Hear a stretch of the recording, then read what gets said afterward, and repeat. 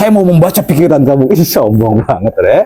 Emang kitanya dukun apa bisa lihat hati orang tuh dukun apa? Isi hati kamu berkata demikian. Yang ngaku-ngaku bisa membaca pikiran orang, ngaku-ngaku bisa membaca hati orang, pasti dusta. Emang kitanya dukun apa bisa lihat hati orang tuh dukun apa? Kadzab, dusta, dajjal yang bisa ngeramal-ramal. Isi hati kamu berkata demikian. Mata kamu ada berapa? Ada dua, sama. Kalau sakit mata juga dikasih obat mata kamu. Saya mau membaca pikiran kamu. Ih, sombong banget, ya. Enggak ada dalam Islam gitu tuh, bohong itu tuh pasti. Pasti. Kalau ada seorang ustadz, dipanggilnya ustadz, atau dipanggilnya kiai, kok dia ngaku-ngaku bisa membaca pikiran orang, ngaku-ngaku bisa membaca hati orang, pasti dusta. Pasti dusta. Karena nggak akan mungkin terjadi. Hati sudah ditutup oleh Allah. Dengan daging, dengan kulit yang mengerti. Ya'lamu ma fis sudur, mengetahui apa yang ada dalam hati cuman Allah. Nggak mungkin manusia bisa mengetahui hati orang lain. Jadi kalau kita ketemu sama orang yang sorbannya itu digulung-gulung kayak ular di leher misalnya, sholat jamaahnya sok-sokan rajin, kemudian saya bisa membaca hati dan pikiranmu, tinggalin. Paham? Tinggalin. Itu pendusta itu. Pasti pendusta. Bahkan orang tuh nggak boleh ngaku-ngaku lihat jin, nggak boleh. Jin lu udah jinnun tertutup. Jinnun tertutup. Allah nggak nampakin jin kepada siapapun. Innahu yarakum. Mereka melihatmu. Min haitsu la taronahu. Ya, sekiranya engkau nggak bisa melihat mereka. Jadi mereka bisa melihatmu, kamu nggak bisa melihat mereka. Udah ketentuannya tuh itu aja. Jin bisa melihat kita, kita nggak bisa lihat mereka. Di sini di pojok ada tinggi itu. Pak Dukun, jangan dipanggil Pak Ustadz lagi ya.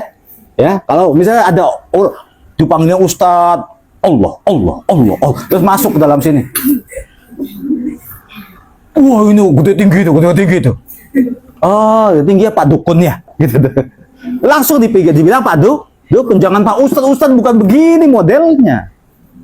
Dia tersinggung atau apa, jangan begitu. Di pojok anak kecil, meler. Oh iya, Pak Dukun harus digimanain? Dikasih terasi apa dikasih apa nih Pak Dukun? Gitu aja sudah. Ya percaya karpe bae lah gitu tuh. Bohong, dusta. Islam itu agama yang realistis, nggak usah cerita-cerita banyak dongeng tentang khurafat. Kalau toh memang Allah memberikan keajaiban pribadi pada diri kita, uskut. Nggak usah cerita, nggak usah sesumbar, nggak usah dongeng, nggak usah cerita. Sebenarnya saya tuh Spiderman, nggak usah ngomong gitu. Ultraman di tahun 2000, jangan ngomong gitu. Kalau Allah kasih kelebihan pada kamu, set misalnya ke gedung langsung loncat kayak seperti, kamu diem apa? Nggak usah ngomong. Bisa terjadi pada diri seseorang hal tersebut. Tapi batal dengan sendirinya kalau dia cerita.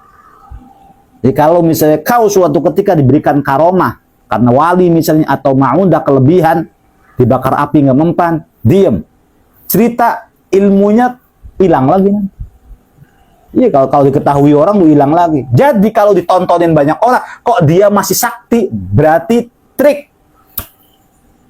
Ngerti ya?